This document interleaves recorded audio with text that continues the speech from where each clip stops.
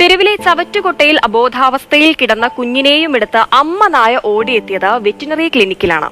ഒരുപക്ഷെ നായ സഹായത്തിനായി ആദ്യം ഓടിക്കയറിയ കെട്ടിടം വെറ്റിനറി ക്ലിനിക്ക് ആയി എന്നത് മാത്രമേ ഉണ്ടാകുള്ളൂ. എന്നാലും കുഞ്ഞിനെ രക്ഷപ്പെടുത്താനാകുമെന്ന പ്രതീക്ഷയോടെയാണ് ആ അമ്മ ഓടിയെത്തിയത്. വൈറലായിരിക്കുന്ന ദൃശ്യം തുർക്കിയിൽ നിന്നാണ്, ഇസ്താംബുളിൽ നിന്നാണ് സംഭവം.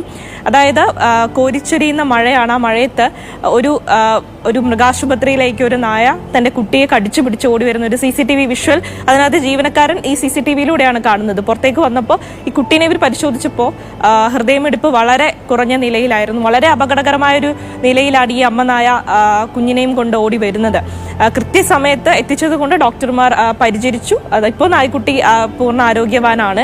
നായ ഒരു പക്ഷേ ഈ പറഞ്ഞതുപോലെ ആദ്യം കണ്ട ഒരു കെട്ടിടത്തിലേക്ക് നായ്ക്കുട്ടീനെ കൊണ്ട് വന്നതായിരിക്കാം, അല്ലെങ്കിൽ ആ കെട്ടിടത്തിൽ മറ്റ് മൃഗങ്ങളെയും ഒക്കെ ആയിട്ട് ആളുകൾ എത്തുന്നത് കണ്ടിട്ടുണ്ടായിരിക്കണം.